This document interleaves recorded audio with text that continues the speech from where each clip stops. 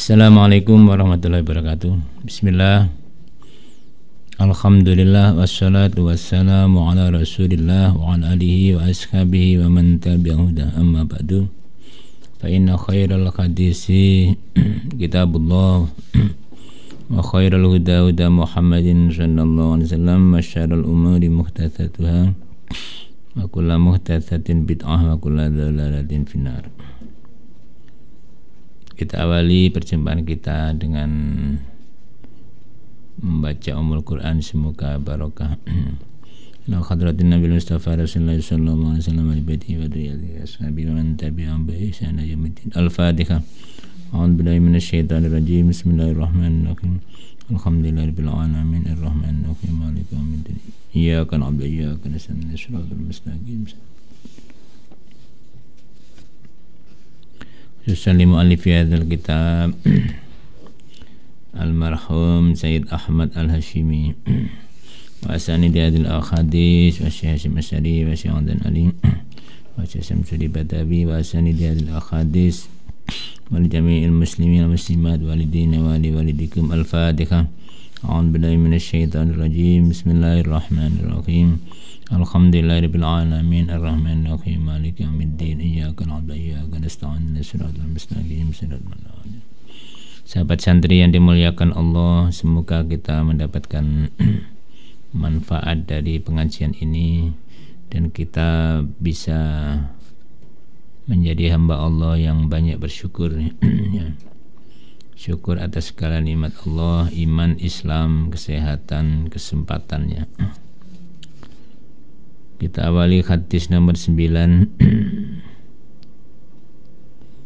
Bismillahirrahmanirrahim. Idza arada nalika ngarepaken sapa Allah Gusti Allah bi abdi kelawan hambane Allah al khaira ing kebagusan. Kalau Allah menghendaki hambanya menjadi orang baik, ya, ajala mongko nyepetaken sapa Allah lahu maring abdin al uqubata ing siksa fid dunya ing dalam dunia. Jadi kalau Allah menghendaki hambanya akan menjadi orang baik, salah satu tandanya adalah dihukum dulu di dunia ini. Jadi didropkan dulu, diuji dulu dengan berbagai macam cobaan. Nanti kalau sabar tabah akan naik derajatnya. Jadi kalau kita dicoba oleh Allah, kita husnudzon, ya, berbaik sangka pada Allah, ini berarti nambahi pahala, menaikkan derajat, dan itu tanda Allah sayang pada kita, akan dirubah menjadi orang yang lebih baik. Wa idza arada lan nalika ngarepaken sapa Allah bi abdihi kelawan hambane Allah asyarra ing elek, amsaka mongko nahan sapa Allah andusake abdun bidzambihi kelawan dosane abdun. Tanda orang tidak disuka oleh Allah dan dikehendaki oleh Allah menjadi orang yang jelek, ya, adalah dibiarin, ya, numpuk dosanya, tidak mau bertaubat. Itu tanda dan alamat orang itu akan menjadi orang jelek. Maka berbahagialah bagi orang yang mau bertaubat, walaupun berbuat dosa cepat istighfar. Allah senang. Jadi senangnya Allah itu kalau ada hambanya habis zalim, habis berdosa, bertaubat. Diibaratkan orang bawa perbekalan, naik kuda lengkap, kalau sekarang mungkin, ya, bontot lengkap, duit lengkap, ATM lengkap, ya, ya. Istirahat bersandar di pohon, tertidur, ya, kudanya hilang, ya, perbekalan hilang semua, ya. Hilang, ya. Ya cari tidak tahu. Setelah itu kecapean mencari, dia tertidur lagi, ya. Bangun tidur, kudanya sudah di sampingnya, lengkap dengan segala perbekalannya. Ini senang sekali orang ini, karena kudanya kembali, hartanya kembali. Jangankan harta yang banyak, sandal hilang ketemu mana, alhamdulillah, ya. Ya. Apalagi suami hilang kok balik, alhamdulillah. Luar biasa, ya. Nah, Allah itu lebih senang dibandingkan orang ini kalau ada hambanya berdosa terus beristighfar, bertaubat. Dibandingkan senangnya orang ini, lebih senang Allah. Karena itu jangan kecil hati, jangan pesimis. Allah Maha Pengampun. ya. Ghafurur Rahim, Allah Maha Pengampun, Maha Penyayang, ya.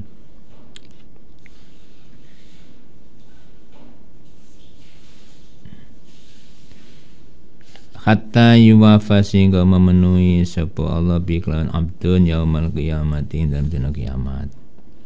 Jadi tanda orang jelek dibiarin berdosa, ya, sampai Allah nanti memenuhi hukumannya, siksanya orang itu di akhirat nanti, digenapi di akhirat. Rawanya kita akan yang hadis sahabat Tabrani an Ammarin, saking Ammar ibni Yasirin bin Yasir, Ammar bin Yasir, sahabat yang pernah disiksa, dihukum oleh orang kafir, ya. Itu Ammar bin Yasir. Ayahnya juga dicekik, dijiret dengan tali oleh orang kafir, ya. Kemudian Ammar juga dicekik tapi tidak sampai mati. Ibunya ditucis dengan tombak sampai mati di hadapan Ammar. Maka Ammar pernah seperti orang yang murtad karena dipaksa untuk menyebut nama berhala itu Hubal. Ia terpaksa, dalam kondisi terpaksa karena terancam jiwanya, ayahnya dibunuh, ibunya dibunuh, dia juga diancam, maka dia menyebut Hubal, ya. Tetapi akhirnya dimaafkan oleh Rasulullah karena ini dalam kondisi terpaksa.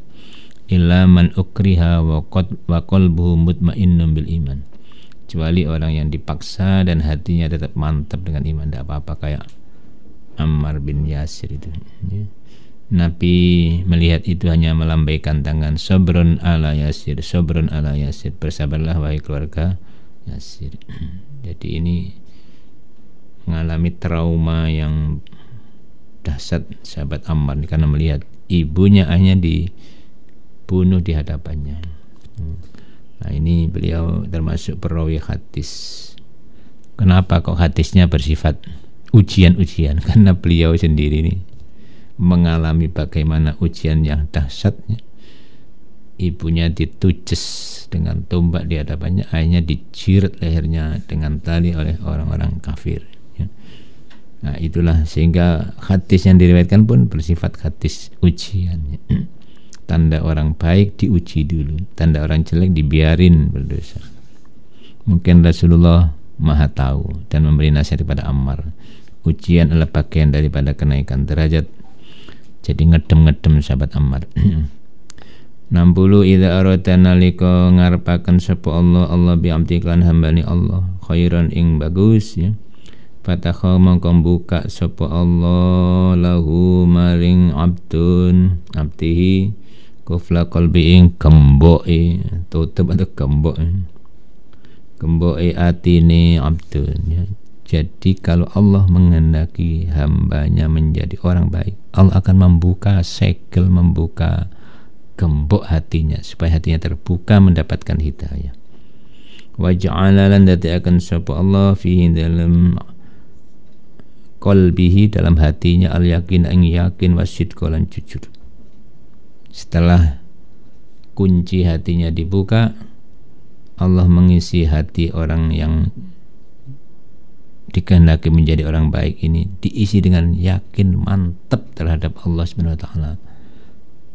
Benar-benar yakin kepada Allah, yakin kepada Rasulullah, yakin adanya kebenaran dalam Al-Quran, yakin kebenaran hadis Nabi. Semua itu diisi oleh Allah kepada hati orang tersebut menjadi yakin dan jujur.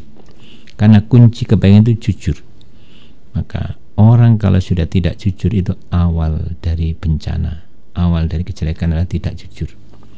Suami dapat penghasilan kok tidak jujur, 10.000 nyelempit nanggene kopiah, ini awal bencananya, awal kejelekan. Ya pertama nyelempit 10.000, lama-lama 100.000. Ini karena tidak ada kejujuran pada suami, maka alamat bencana rumah tangga akan segera datang, ya. Diawali dari nyelempit 10.000. Jangan dilihat nominalnya hanya 10.000, tapi ini adalah pembuka kejelekan, maka harus dihentikannya. Istri harus segera tanggap.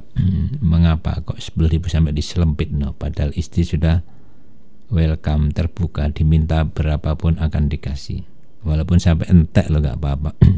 Itulah istri. Jadi penghasilan suami dikasihkan istri ya, nanti suami njaluk sedikit-sedikit tetel-tetel kayak tuku rokok kayak sampai entek, istri lo ridho. Ya. Nah, kenapa harus tidak jujur ya? Ini, kalau sudah khianat seperti ini berarti pertolongan Allah akan dicabut ya. Maka orang yang diisi yakin dan jujur itu adalah pasti orang baik. Maka sifat Nabi adalah sidkun, jujur, siddiq, amanat, tabligh, fatona. Orang yang sangat jujur, siddiq ya. Amanah, terpercaya, fatona, cerdas, tabligh, menyampaikan wahyu. Jadi waja'alan dati akan sapa Allah qalbau ing atine abdihi wa iyan ing mewadai lima maring barang salaka kang nempuh sapa abdihi fihi ing dalem ma.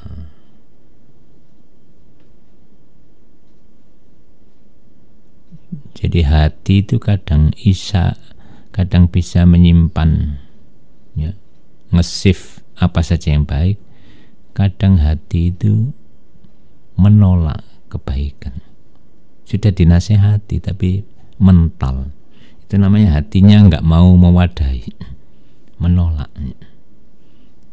Nah, hati yang baik adalah mewadahi kebaikan. Dinasehati, dirungokno, dilebokno hati, benar-benar dipikir. Itu namanya tanda orang baik, yaitu hatinya menerima kebaikan. Tidak seperti orang kafir, hatinya ditutup, khatamallahu ala qulubihim. Allah menutup hati mereka sehingga tidak mau iman, tidak bisa dimasuki iman, tidak bisa dimasuki kebaikan ya. Itu namanya sudah khatamallahu. Kalau orang mukmin insyaallah tidak khatamallahu lah, tidak tertutup ya. Allah tidak menutup, masih membuka, masih ada celah kebaikan masuk kepada hati orang mukmin. Wa ja'alan dati akan sapa Allah qalba ing hati ni abdihi saliman ing selamat. Wa lisana lan ing lisani abdihi sodikon kang jujur.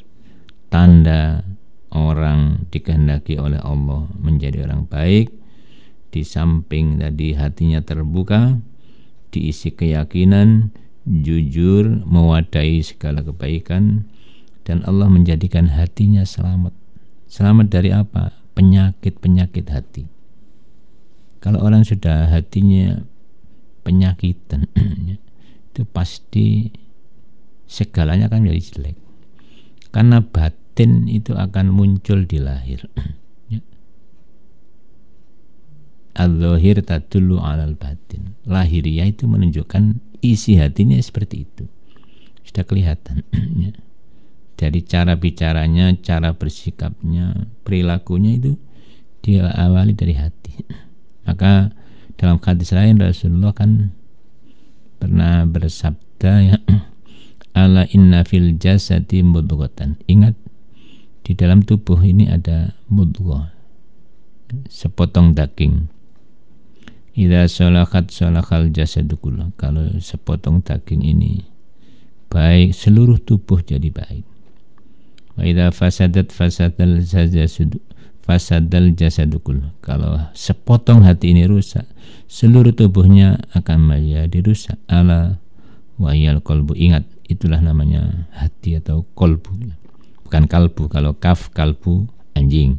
Kalau pakai qaf ya, qalbun itu hati ya, istilahnya hati lah. Jadi kalau hati baik, seluruhnya akan jadi baik. Kita bisa memperhatikan orang isi hatinya kayak apa itu dari perilaku lahiriah ya. Dari sorot matanya kelihatan hatinya baik apa enggak. Orang ini kok jelalatan, pasti tidak baik lah. Celorat-celorat melipati, pasti ada yang diamati. Mungkin HP yang di pojok meja. Nah, itu dari sorot mata. Anak ngerpek. Jadi kalau guru itu untuk mengetahui murid ini mau ngerpek enggak, dia disorot matanya ke atas ke bawah, berarti ada selempitan di bawah meja. Diselempit ya, biasanya disangga dengan lututnya supaya enggak jatuh kertasnya. Nah, itu berarti tanda akan ngerpek ke atas ke bawah, ke atas ke bawah ya. Ya hatinya sudah seperti itu ya. Orang masak kelihatan hatinya jelek apa enggak itu dari rasa masakannya. Kok kasihin gak galau, rasanya pastilah galau yang masak ya. Tapi kalau rasanya enak mantep pasti tenang yang masak ya. Jadi hati bisa dilihat dari rasa masakan. Jadi suami melihat istrinya ngamuk apa enggak, lihat dari masaknya gosong kabeh, timbul gosong, masakan asin campur anyep gak karuan. Itu berarti adalah istri sedang ngambek, maka harus didekati. Didekati dengan apa? Ya dengan yang menyenangkan. Apa yang menyenangkan istri Anda lebih tahu sendirinya. Tinggal istri tipe materialis, apa tipe orang yang hanya senang disayang atau lain-lain, kan macam-macam. Ya. Kalau materialis pasti minta dikasih uang lah. Nggak bakalan disayang berkali-kali, ya tetap mau mintanya uang. Ya, belanja, uang belanja. Tapi kalau tipenya hanya minta diperhatiin, walaupun gak punya uang, pokoknya diperhatiin, sukanya sama sekali. Dilem, seneng. Ya dilem ya. Walaupun gak cantik ya, cantik. Ikut apa ndak, sawan. Karena tipenya ingin disayang, ingin diperhatikan. Jadi istri itu sebetulnya kan kadang-kadang gampang ngatasinya. Kadang itu cuma mau cerita, suami ingin mendengarkan ceritanya, gitu dong. Kalau tidak dituruti, oh ngamuk. Karena apa? Dia hanya ingin berbagi cerita, ya, bukan minta uang, minta didengerin gitu dong. Kalau sudah selesai cerita, wis plong ya. Memang kepegelan mari umbangin ini, dengarkan saja. Gak usah dipijeti, wis plong. Karena mintanya hanya ingin didengerin. Jadi suami ini harus tanggap ya. Beda dengan suami lain lagi. Suami itu kadang-kadang ya ceplos-ceplos apa adanya ya. Kalau istri kan enggak. Istri itu banyak tertutupnya ya. Kalau suami itu terbuka ya, maka suami harus tanggap. Kadang istri itu kan menengahi, sebenarnya dia kepingin tuku tas tapi menengahi. Suami tidak tanggap, kok gak jaluk, istriku nerima nih, ternyata sebenarnya ingin beli. Ya mungkin dengan ungkapan Mas Samin gak kepingin lihat tas itu di toko tas. Itu artinya dia ingin beli. Bukan sekedar lihat-lihat. Anda harus tanggap ini. Nah, itulah wanita ditutupi oleh sifat malunya. Jadi tanda orang baik, Allah mengisi yakin, jujur, hatinya selamat, lisannya jujur ya. Ya. Karena kejujuran itu membawa kebaikan. Saya sudah sering cerita ya.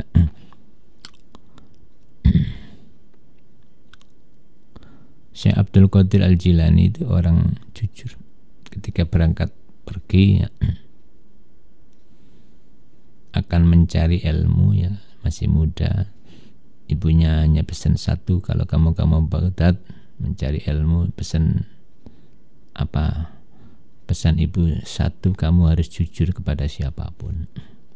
Ini 40 dinar saya jahit di ketiak bajumu. Akhirnya berangkat, dititipkan rombongan pedagang ya, berangkat. Di tengah-tengah perjalanan di situ ada perampok apa perompak, kalau di laut perampok, tukang begal itu naik kuda turun dari gunung ya, menyerbu rombongan pedagang. Semua barang-barang diambil. Ada salah satu perampok naik kuda ngelewati depan anak kecil, yaitu Syekh Abdul Qadir, kira-kira umurnya 17 tahun ya. Anak kecil ya. Kamu ngapain di sini?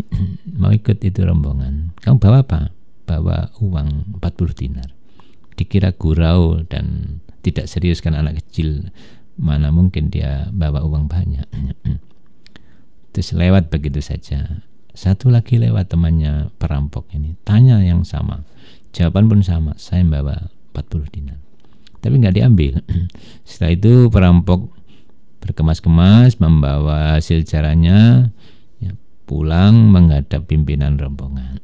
Ya, dia cerita, ya, tentang hasil caranya, dan ada cerita yang menarik. Apa? Ada anak kecil yang ditanya mengaku kalau dia bawa uang. Ya, ketua rombongan ini, kepala perampok ini penasaran. Ayo coba bahas ini anak kecil itu. Bawa menghadap pimpinan perampok. Ya anak kecil, kamu betul bawa uang? Iya. Di mana kamu letakkan uang itu? Ini di bawah ketiak, dijahit oleh ibu saya di ketiak baju saya. Ya. Coba periksa. Ternyata ada. Oh iya, pimpinan, ada benar ini. Pimpinan melihat kejujuran anak kecil ini, menangis. Saya sudah bertahun-tahun ya zalim, merampok. Kamu yang masih muda kecil ya sudah jujur seperti itu. Mulai sekarang saya akan bertaubat ya. Izinkan aku ya mengikuti jejakmu menjadi orang yang baik, orang yang jujur. Ya, maka sejak itu ketua perampok bertaubat. Melihat ketua perampoknya bertaubat, anak buahnya juga ikut bertaubat. Sehingga rombongan perampok menjadi bertaubat karena kejujuran Syekh Abdul Qadir Al-Jilani. Ini barokah kejujuran. Jadi kita jujur saja. Sebab kalau nggak jujur itu banyak malapetaka. Istri nggak jujur, bahaya. Ya, laporkan saja, kreditan bayar sekian, belanja bayar sekian. Sebab kalau nanti diumpetin ya, misalkan dikasih 100.000 kok cepat habis ini. Dilihat hanya tempe dan kangkung, belanjanya kok bisa 100.000 habis. Kan curiga suami, kemana uang ini? Maka laporkan saja. Kalau mau kredit lapor dulu baru kredit. Supaya bayarnya itu bisa di-manage. Ya, kalau enggak nanti fatal itu. Jadi saya pernah itu dengar debat kolektor ya. Dari mana mas? Dari itu narik punya utang istrinya tokoh waktu itu ya. Loh, apa benar? Iya, suaminya nggak tahu kalau istrinya itu banyak pinjam kredit. Wah, kamu yang hati-hati, dia itu anaknya tokoh, istrinya tokoh, kasihan ya. Iya, saya juga malu ya. Nah itu, jadi sebaiknya ada kejujuran, keterbukaan suami istri, dan kepada siapapun kita harus jujur, atasan bawahan jujur, insya Allah akan membawa barokah ya. Jadi selamat hatinya, selamat lisannya ya. Makholi kotahu, dan Allah menjadikan makholi katalan ing wataknya, karakternya. Makholi kotahulan watak abdihi mustaqiman ing lurus. Dia punya karakter yang lurus, kenceng, gak menggok-menggok, tanda baik gitu. Kewenceng. Nah sekarang untuk cari orang yang kewenceng seperti itu susah ya. Susah ya. Mungkin sekarang ada orang jujur itu orang pada heran. Pada heran ya. Misalkan kok laporan ada saldo kok dilaporkan, kadang orang heran, lu segitu kok dilaporkan. Ya sudah, pakai aja. Tapi kalau orang jujur itu bagus. Saya pernah dengar dari teman di Surabaya, itu ada sekolah Al-Hikmah itu, Pak Kadir sebagai donaturnya orang Arab ini.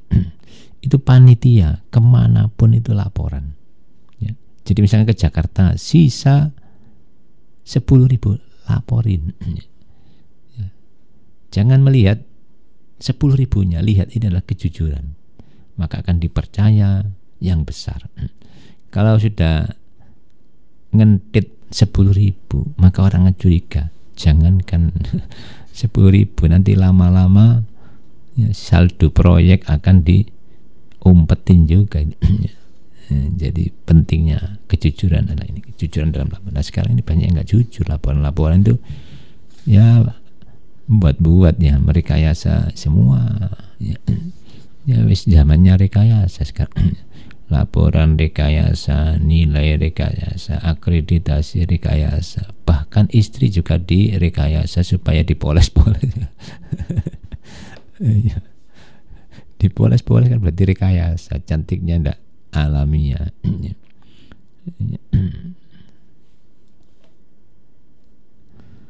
Waja'ana nanti akan sapa Allah udhunahu ing kupingi abdihi sami'atan ing apa ya, sami'atan itu mendengar, sami'atan bahasa Jawa apa ya, pokoknya sangat mendengarkan ya, banget oleh ngerungoan, maksudnya serius ketika menerangkan itu, sami'atan akeh oleh ngerungoaken, jadi sungguh-sungguh. Jadi Allah kalau menghendaki orang itu akan menjadi baik, dia akan mendengarkan sesuatu itu serius, sungguh-sungguh.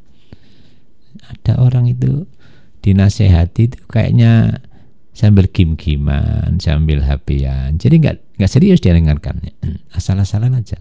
Ini tanda orang tidak baik. Dituturi angel, dikandani malah hapian. Ini nggak serius. Tapi orang yang baik pasti mendengarkan dengan sungguhan. Sami'atan, ngrungokaken temenan ya. Wa ainahu lan meripate abdihi, Allah menjadikan matanya basiratan, yang banyak melihat. Jadi melihat dengan sungguhan. Kita ini kan kadang-kadang melihat asal-asalan aja, sehingga nggak serius. Karena nggak serius, kadang nggak seberapa kelihatan. Ya, mana baik, mana buruk kadang nggak kelihatan. Mana makanan halal, mana makan tidak. Kapan digelok. Iki nek label MUI apa ndak? Pokoknya menarik beli. Itu namanya kurang basiro, kurang melihat matanya. Ini baik apa enggak? Duit yang ngono pokoknya gede embat. Tapi kalau orang matanya melihat ini baik dan buruk, dilihat cara ngasihkannya kok cemberut, oh jangan diterima.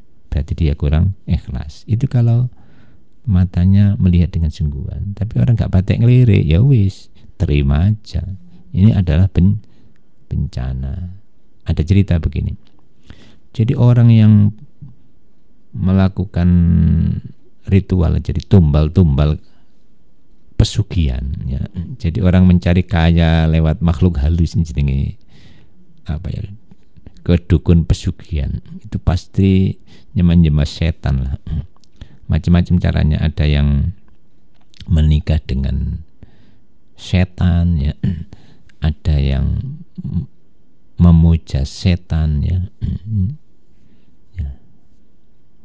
Ya kalau memuja setan ya wis, nanti dikasih kekayaan katanya ya. Ini katanya. Tapi kalau menikah dengan setan ya sama. Ya, jadi ada cerita ya, seorang itu baunya amis kayak ular. Ya, tapi kaya dia. Awalnya bagaimana? Dia itu orang biasa, terus ingin kaya. Nah, dia itu pernah menolong ular. Jadi ada ular game mainan anak kecil, terus dia selamatkan ular itu, terus lari ke sawah. Tidak lama terus ada orang yang hubungannya dengan pesugihan itu, dia menawari, kamu kan kerja susah, cari rezeki susah, gimana kalau ini ada, tapi kamu harus mau menikah dengan setan itu, jin lah sekalian. Akhirnya dia nerima. Nah, dia sudah punya istri. Nah, gimana kok bisa menikah dengan jin? Jadi hanya malam tertentu itu ada kamar khusus. Dia punya kamar khusus, tidak boleh dimasuki oleh istrinya, oleh siapapun. Kalau perlu istrinya tidak boleh tahu ya. Nah, malam tertentu dia hanya menyediakan kembang. Nanti akan datang itu dari, ya awalnya kayak ular datang, rajanya ular aja. Lama-lama akan jadi seperti orang, seperti wanita lah. Nah, di situ ya berhubungan lainnya suami istri. Nanti kalau sudah selesai, di situ akan dikasih uang banyak lah. Terus nanti katanya itu si wanita yang jilmaan ratu ular ini itu kayak ratu yang naik lewat tangga ke atas gitu, bermahkota, terus hilang. Nah, itu pesugihan. Jadi sampai nikah dengan ratunya ular tadi, ya baunya bau ular. Maka dia direktur ya itu jarang dekat dengan karyawannya. Jadi ada pengawasnya sendiri. Ya, dia itu baunya bau ular, ya. Tidak bisa hilang itu ya. Nah, karena itu janganlah cari pesugihannya seperti ini. Ini sesat-sesatnya. Berdoa kepada Allah Subhanahu wa taala akan lebih baik ya. Kayak orang ini sudah susah melepaskan. Jadi dia sebenarnya ingin taubat, ingin menghilangkan. Tapi dia dibilangi, kamu kalau tobat, kekayaanmu akan habis. Nah, dia tidak mau menjadi orang miskin. Jadi akhirnya tetap. Tapi daripada menderita ya, tidak mau kumpul orang karena baunya amis kayak ular. Kan tidak enak hidup, terasing ya kaya tapi terasing. Ya enak yang nggak usah gitu-gituan, kumpul konco sak penake, ya keblak-keblakan sak penake ya. Tidak dijauhi orang. Jadi sekali lagi ini adalah syirik, sesuatu yang tidak diampuni oleh Allah. Jangan sampai ya, melakukan. Harus tobat syahadatnya. Allah yang beri rezeki. Kalau kita yakin beribadah dengan sungguh-sungguh, insya Allah rezeki akan turun ya, akan turun. Siapa yang bertakwa akan ada solusi lah. Wa may yattaqillaha yaj'al lahu makhraja. Siapa yang bertakwa kepada Allah, Allah akan menjadikan jalan keluar dari kesulitan dan problem hidupnya. Wa yarzuquhu min haitsu la yahtasib, dan akan memberi rizki yang tak terduga-duga. Dari mana? Gak dinyono-nyononya. Namanya rizki itu gak disangka-sangka. Ya rizki itu bisa ilmu, bisa kesehatan, bisa apa ya. Jadi ada yang pernah saya ceritakan itu kan sudah kena kanker darah ya, berobat ke Singapura belum sembuh. Sembuhnya berobat di Perak. Dikasih doa amin, amin, sembuh. Ya pasti sangunya murah lah, wong guru TPG aja.